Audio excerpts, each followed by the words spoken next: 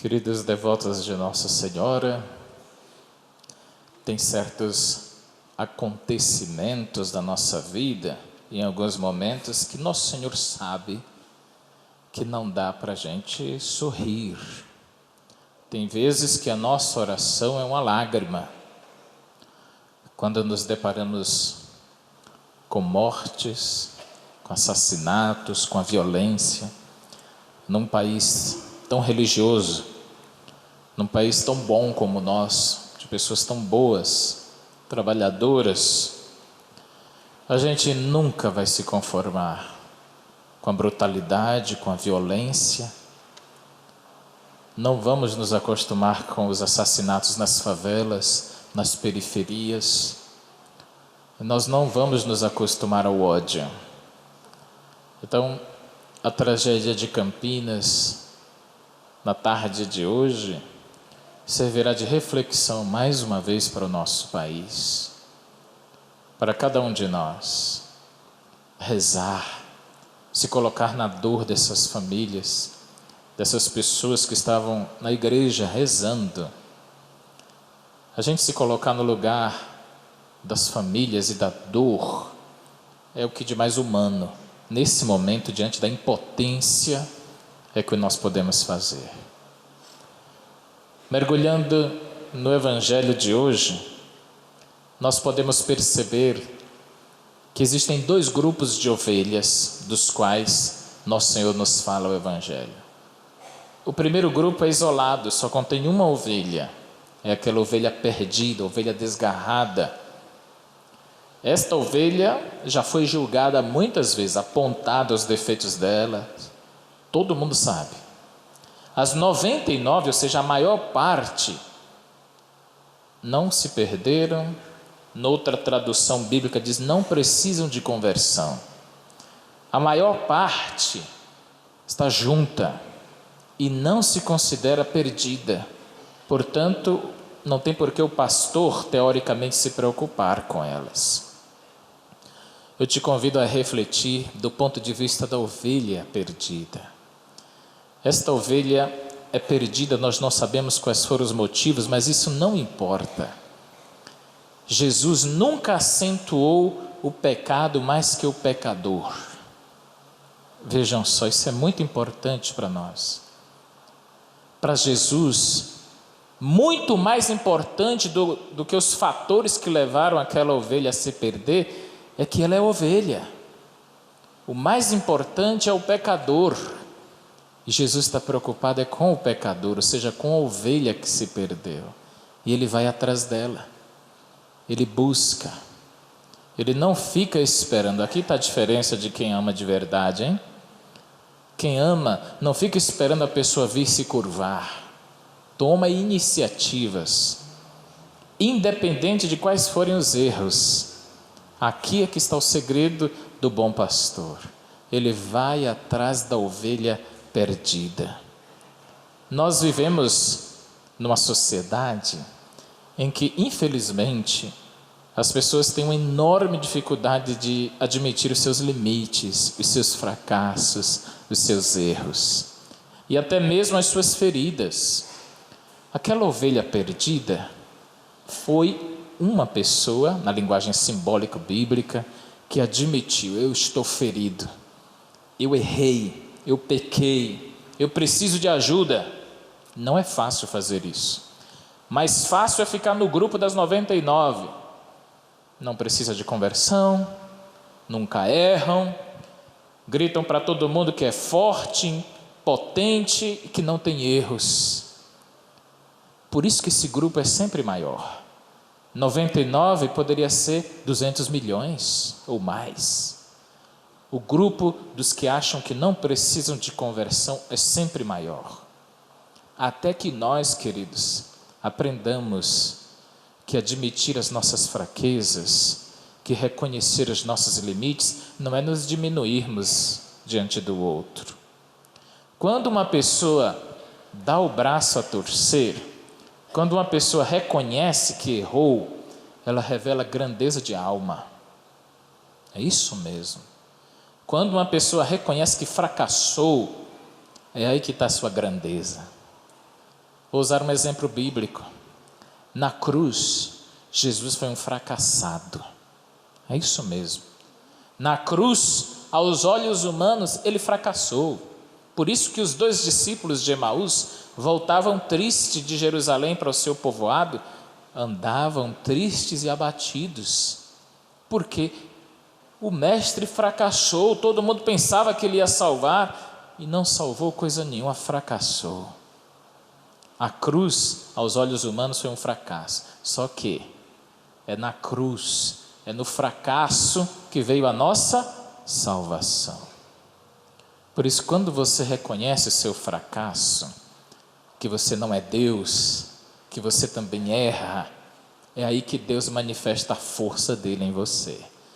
Mas enquanto você se faz de bom, enquanto você finge uma fortaleza que você não tem, Deus resiste aos soberbos. A soberba é um muro que separa o coração humano do coração de Deus. Ao passo que ele resiste aos soberbos, ele dá a graça dele aos que são humildes de verdade. E não confundamos humildade com vítimas. Não.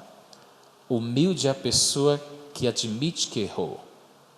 Santo Inácio, o de Antioquia, ele dizia assim: tudo que é assumido é redimido. Ou seja, para Deus redimir você, você tem que se assumir pecador. Você tem que se reconhecer como ovelha ferida, perdida, para ser resgatada. Deus tem uma preferência. Já vos disse isso noutra ocasião.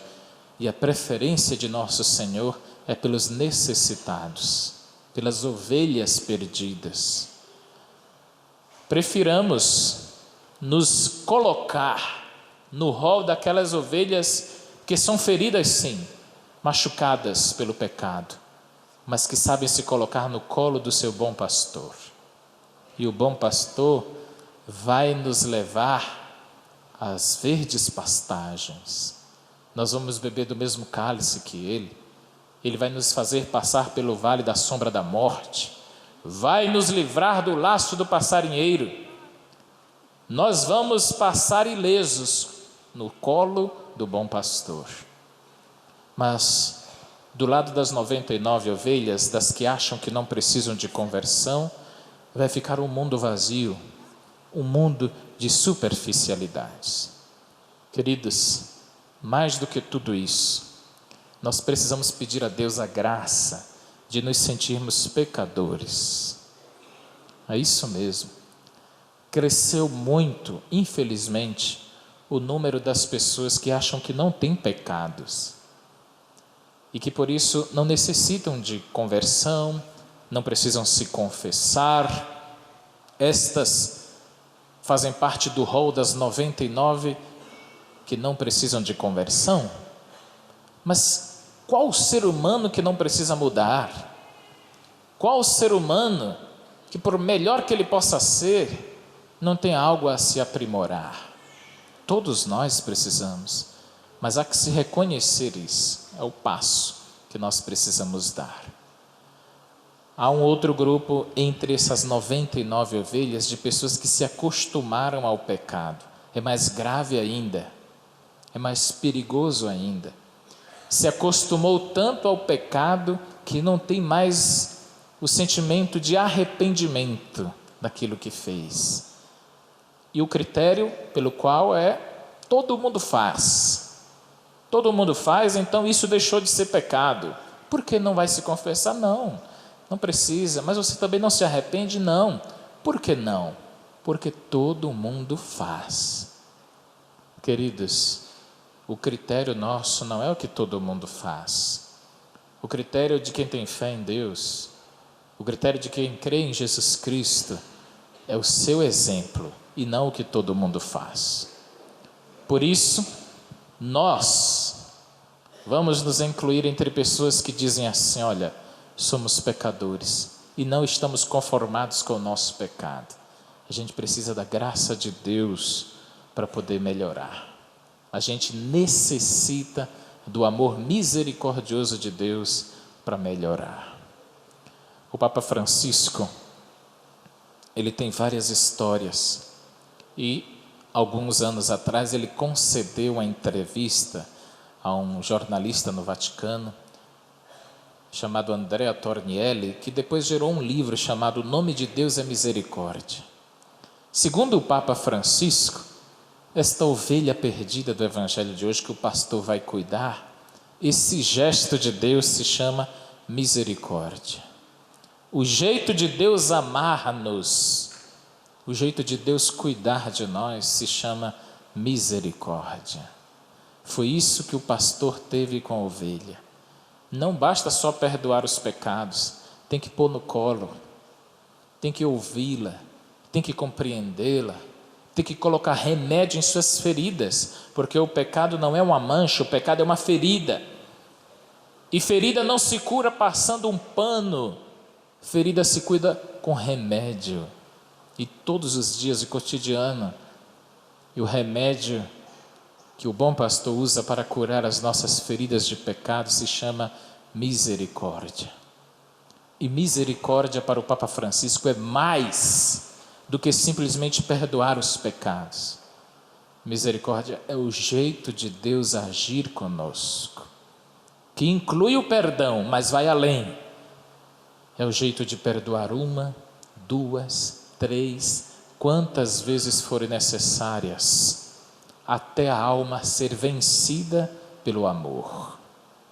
É o amor que vence, é a misericórdia que vence, não é o ódio. E para concluir, comecei esta reflexão lamentando, tristemente, quando nós perdemos pessoas queridas. Mas hoje nós convidamos o Brasil de Nossa Senhora a sentir na pele a dor dos outros, o sofrimento dos outros, e a não sentir pena. Nenhum ser humano é digno de pena. Pena não é sentimento que nós devemos ter por ninguém. Pena nos afasta das pessoas. O sentimento cristão é compaixão. Compaixão é o que Cristo teve por nós. Compaixão é se colocar na dor do outro. Ah, padre, mas eu não posso fazer tudo. Não tem problema. Pelo menos não se omita quando você tiver a oportunidade de fazer o bem. Quando você tiver a oportunidade de não ser agressivo, você está matando a violência. Quando alguém agir agressivamente com você, e você for capaz de agir com gentileza e com educação, você já deu um grande passo. Quando você não retribui ódio com ódio, você já deu um grande passo na superação da violência. Quando você não precisar de uma arma para se sobrepor sobre os outros ou para matar os outros, quando você conseguir vencer com a força do amor e do diálogo, aí sim nós vamos ter dado um grande passo à superação da violência. E para concluir mesmo, eu convido vocês a lerem um livro, em pouco tempo que foi escrito, chamado Sabedoria das Idades. É um livro que o Papa Francisco escreveu conjunto com 2 pessoas que entrevistaram só idosos. Só entrevistaram idosos. E de todas as partes do mundo. Todas as partes do mundo. E nos Estados Unidos, um idoso, ele levantou uma causa tão bonita, só por causa da violência. Em Chicago, esta idosa começou a participar de uma organização para tirar as crianças da violência das ruas, os jovens da violência das ruas. O objetivo era esse. E esta senhora foi tocada porque um dia ela viu um ex-líder de gangue, um ex-líder dessas pessoas que proclamavam a violência nas ruas, convertido e trabalhando para tirar as outras jovens, dizer assim: eu, quando estava no meio da gangue, quando eu empoderava uma arma, eu sentia vontade de me vingar de todas as pessoas que me discriminaram. Com a arma na mão era minha vingança, e por isso eu assaltava, roubava, matava.